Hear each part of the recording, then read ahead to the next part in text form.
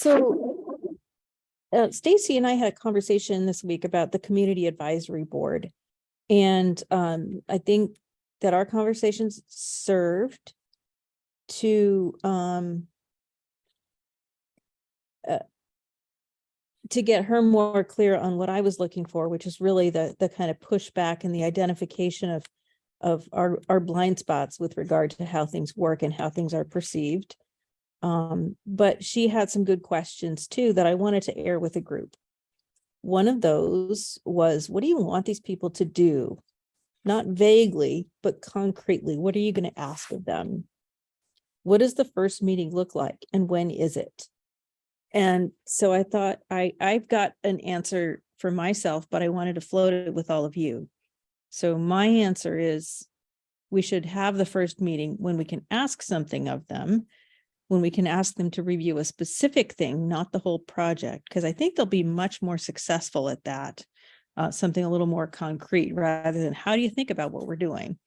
And so I was going to suggest that they be invited to comment on the interview playbook or part of it, because I know you QTs are on kind of a fast track to develop this. I don't want to you to knock you off your game, but I thought it might be nice to target some comment perhaps shortly before it goes in for IRB.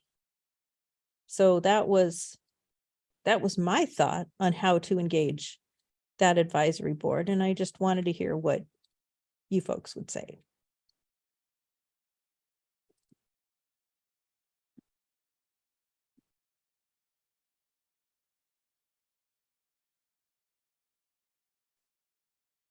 I think in theory, I like that idea because it is concrete. Like it's a product that we're working to have ready later this spring semester. And one in which I think we would want feedback from people external to our team.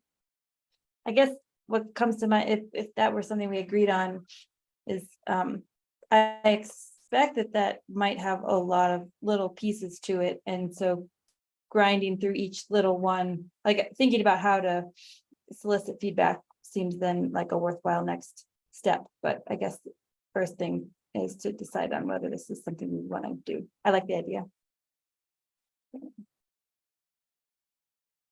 Ryan's got something in the chat, so I'll come back to that point, but let's follow on this one first, and then we'll get to what Ryan said. Something came up for me is, I will of course defer to the QTs on this, but I thought if they're going to comment to the interview playbook, would they need to also just have a framing of the research question that the interviews are going to address? I mean, I guess that's the background information as well associated with it. I think that's fair, and I would start that meeting perhaps with a brief overview of the project. I've struggled a little bit with how to present the whole project, because I feel like it can be overwhelming. It's overwhelming for some of us even sometimes, or I feel like it's hard to explain the whole thing. And so maybe what you said, Narasimha, was not the whole thing, but just the research question that we're dealing with. Yeah, and specifically the interview is trying to, what is the objective of the interview playbook, I guess, maybe even more specifically in the context of the QT's research agenda.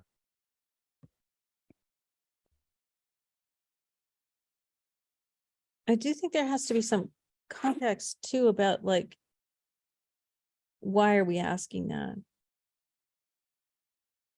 But I would try to not minimize that, but keep it really short and concise. Okay, Chris, you'd be the one doing the interviews. How do you feel about this? Oh, I mean, it all sounds fine to me. I guess the first thought that came to my mind was how we would work that into the timeline. Because depending on how quickly we're able to get things together, I guess my only question is how much time do we have to permit between getting that together and submitting it to the IRB. Yeah, you had a pretty rapid timeline and I wouldn't. I don't wanna. I wouldn't want to create a hiccup that made that not work, I guess. Perhaps the question would be something like, if you didn't get feedback, what could you be missing? Is there a possibility that that it would have changed your course? And that's always the risk, right? Is you don't want feedback that'll change your course and upset your timeline. But that may be exactly the kind of feedback you need to hear early. To me, the odds of us submitting to human subjects and not having to go back to human subjects at least once to fix minor things is pretty low. And so like, I don't see why we couldn't submit to both about the same time and figure if we can do that about spring break, aim that, we need to have a second version into IRB probably in April if we're going to start doing interviews in May. And that would give a month to get feedback from that group as well. So you're saying this would be around the community feedback would be around April?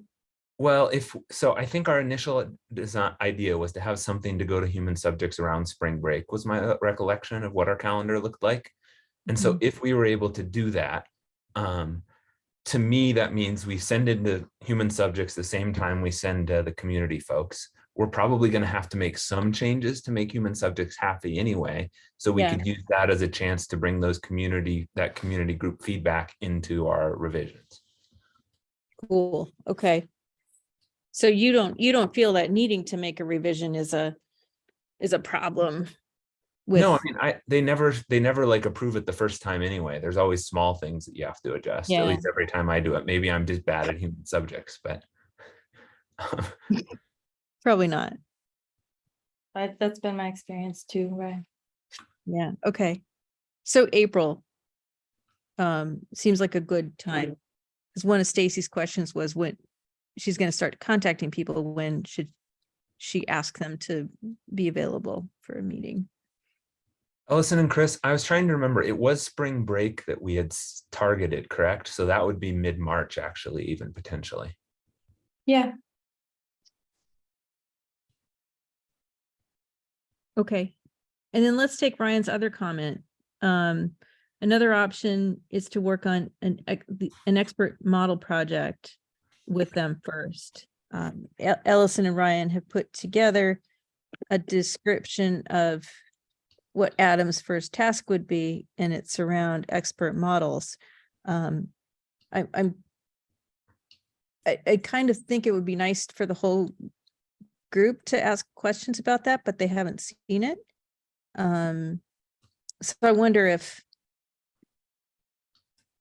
do you want to say something though? Because I think you have a sense of how that community input could work, Ryan.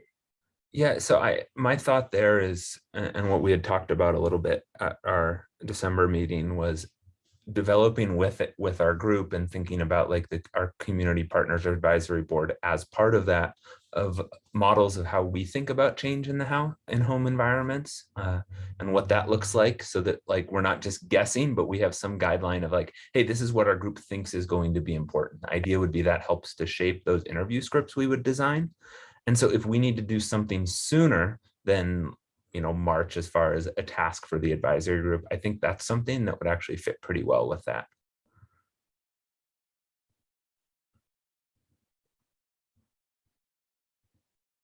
I'm wondering if you think, so there's going to be some kind of script, right, about how to elicit these models from people. Is that right? I mean, ideally, yeah. I mean, we haven't started working on it, but that's something that we would need to do, is have a script to like elicit from all of us how we think about change and well-being. But we could apply the same tool to the people in the stakeholder advisory group. Do you see that this is going to be part of the interview? The resident interviews? Yeah. I think it should inform like some of those semi-structured questions we'd ask, would be my view there, but we wouldn't apply that same tool to the resident interviews necessarily. Mm-hmm. because I was thinking that somehow the model elicitation was a little bit separate, and I feel like this is a piece that's been that I haven't had clear in my head. And my gut feeling is that it's going to take longer to develop that model elicitation than your time frame for the interview script, but I don't know if that's true. So I don't this is think yeah, I don't think it necessarily has to. I think that depends on like the way that we decide we want to elicit those.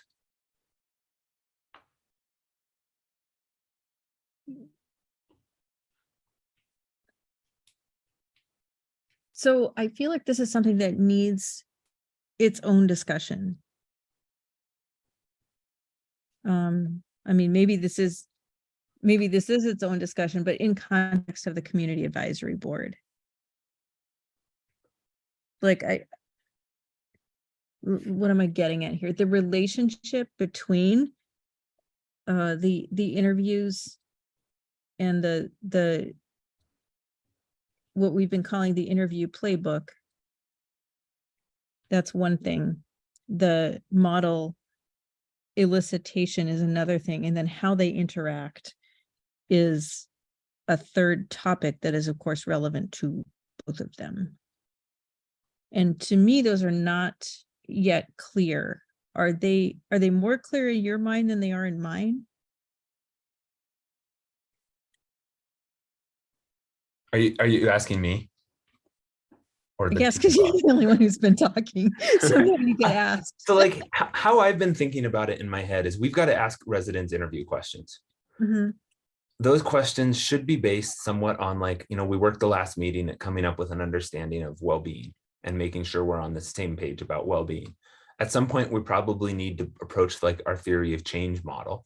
The way I think about this is we are formally documenting the way our team thinks about well-being and theory of change so that we can make sure we ask residents the right questions there. So it's not like we are necessarily I don't see them as entirely separate. It's making sure that we're going to ask the right questions of residents to make sure we're accurately reflecting well-being the way we think of it and theory of change the way we think of it.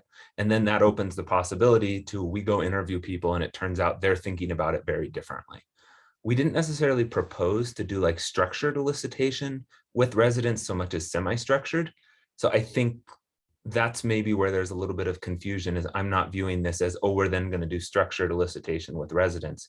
I'm still viewing that as semi-structured of, you know, Chris will interview and then we will use our model to code, but not necessarily to conduct the interviews. Yeah. Yeah. And I think so this may seem unsatisfying, but I think this is a point not where I disagree with you, but it's always felt to me like I'm not sure we're all thinking about the same thing. I think that's true. And it may be good. So I mentioned having a meeting with the QTs, and this is exactly what I was thinking of. This is my gut feeling and may not play out, but my gut feeling is that it's going to be that expert model thing is something that's going to emerge, and it will take a little longer to emerge. There's going to be an iteration. We're going to circle back to things that have emerged, and possibly later round of interviews will grow to encompass things that we discover along the way. But that doesn't feel like conflict with what Ryan said to me, because I don't think we want to wait until we have like the final finished product of a expert model elicitation product, which I think could be, as you just said, I view that as possibly iterative through it, you know, including elites that Ryan and Chris might interview, including community advisory board members, including our own evaluation of how we think over the course of this project. So I would see that expert model, if we consider that the output, evolving anyway. But I think what we've pushed for is that we would like to have at least version 1 or Rev 1 of that before we are pressing forward with having an interview script and interviewing people, since that's not something we can iterate on nearly as much or as frequently. Mhm. Like once we've interviewed people, it will be difficult from a time and resource perspective, but also from an access to people perspective to repeat those interviews. So I think I was viewing this as like Rev 1 should be decent level fidelity, but it's not the final expert model. Yeah, so I don't think anyone's disagreeing here. I don't hear disagreement. I think it might be good to get clarity on where we think the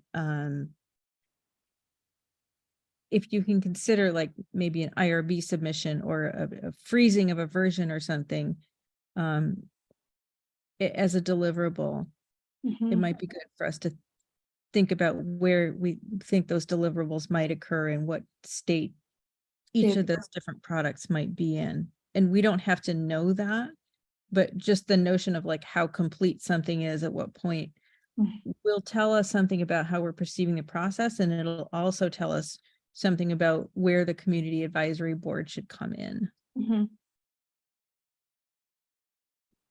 Okay, let me ask the whole group this. I think this needs to be talked out further. It came up in the context of community advisory board, so I didn't leave enough space for it to be pounded out fully. So is this a meeting the QT should have, or Narasimha, Kartik, and maybe just you two? Would you like to hear this discussion? And do you want it to occur in a group meeting? I would be interested to hear. I actually had a couple of clarifying questions based on what I just heard from this discussion, but it can be at another meeting. Yeah, I'd be interested if that's okay. Yeah, same with me. Okay, cool. Then I will, I'll slot it into a meeting later this month. I think we're going to have further discussions on what's been laid out for Adam. But I'd love to have you folks in there because I think it'll just really help. I do want to spend the last few minutes on something we've been ignoring, and that has been bothering me because it needs a fair bit of lead time. And so that will, what we were just talking about will come back. We have had as an objective 5 in the proposal, and then the task of organizing formal and informal sessions at disciplinary conferences. So this is some language from the proposal right here. Like, where do you present is the basic question. And so I don't know about y'all, but pretty much my whole career has been the most interesting stuff I have to present. I have nowhere to present because there's no,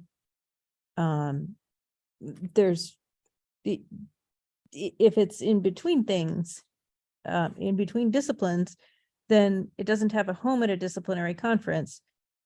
I try to make it fit in a conference, and then they're like, well, okay, you're your own session. And then you're sort of marginalized, right? Or you're stuffed in with a bunch of people who are barely relevant. And so, and this comes from a conversation that Ellison and I had some years ago now, right? Like, so how do you do this? And so the idea was to choose different conferences to go to well ahead, propose a session, and bring your own group of people, not just your team, but you would have to do the work of inviting people so that there is a cluster, a place to present. And so because of the long timeline involved with proposing a session and getting speakers, we need to be thinking about this now. And it's bothered me that we haven't gotten to it yet. But what I need is for probably everybody to have one conference in mind that you would do this at, like where you would take ownership of this type of problem and put it into your discipline. And then we can start identifying session proposals, speakers, and so on. This is one of the things I really wanted to have an assistant for, because it's exactly the kind of thing that I don't have bandwidth for. And now we will. So if we can come up with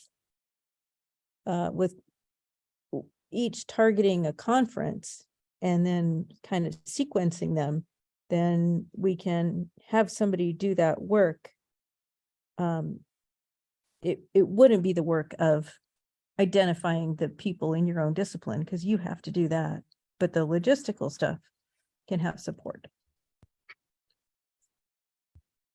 Tammy, I wanted to suggest, yeah, we can think about conferences that may be suitable, but I was thinking that there may be fora that are not exactly conferences, but they still gather the key people in the research community. So, for example, the DOE has set up this multi-sector dynamics groups. I don't know, you must be part of some of those mailing lists, and among those, some of them have been set up specifically to look at the frontiers of modeling.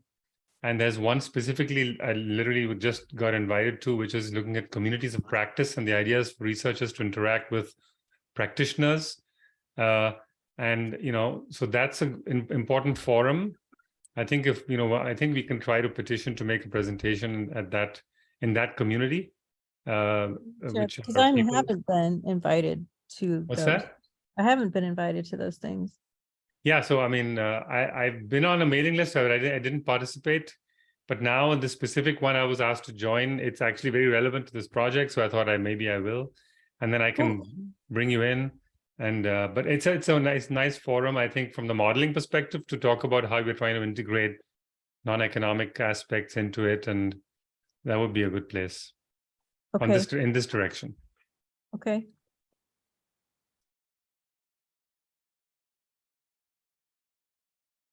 So we talked about this when we were submitting the proposal, and I'm just bringing it home to roost.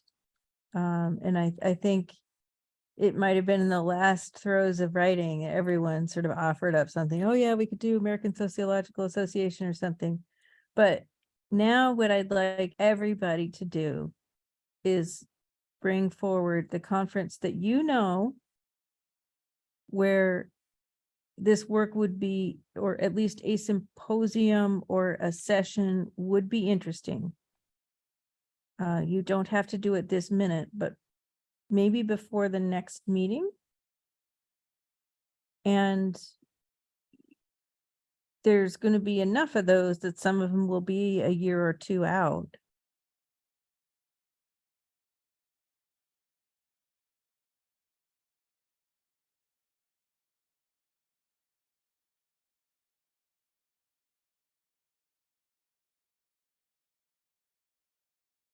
So Narasimha, I've been wanting to do AGU, and I'm not sure if that's futile. That's a good one. So the interesting thing there is the hydrology section is a lot better at this than anybody else. Maybe the land use people, but the atmosphere people are really not very good at it. It seems to be a catch-all for so many different interdisciplinary activities. I feel there could be a slot, but I don't pay close attention. I mean, the EGU may be a good option because they look a lot more at human dimensions than in the US, but I know that seems not relevant, but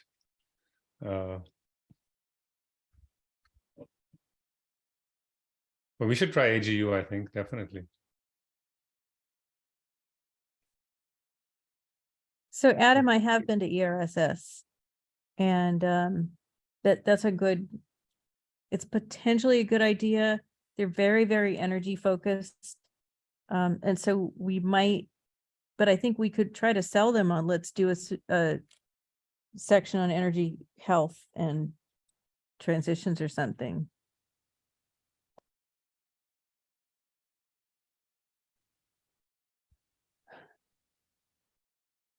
Kartik, I think it's especially important for you to be thinking about this because being in front of a session is a way you get your name out there.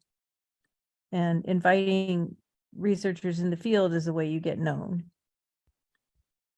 And Paige, I would also invite you to continue participating.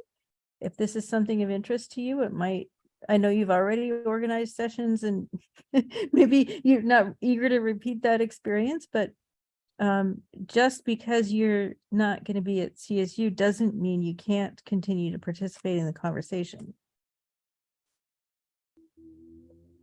Okay, so homework is everybody, if you haven't put one in the chat, you're assigned to come up with one. And you can think about it for a little while, but not too long. And I'm going to ask everybody to own one. And then we'll try to order them.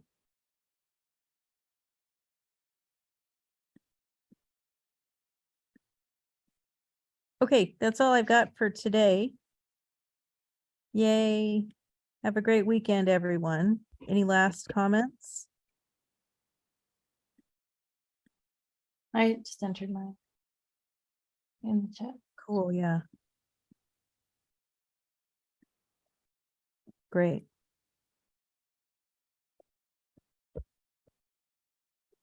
Okay. Thank you, everyone. See you next week, and please fill in the matrix. Take care. Bye. Okay, thanks. Bye. Bye.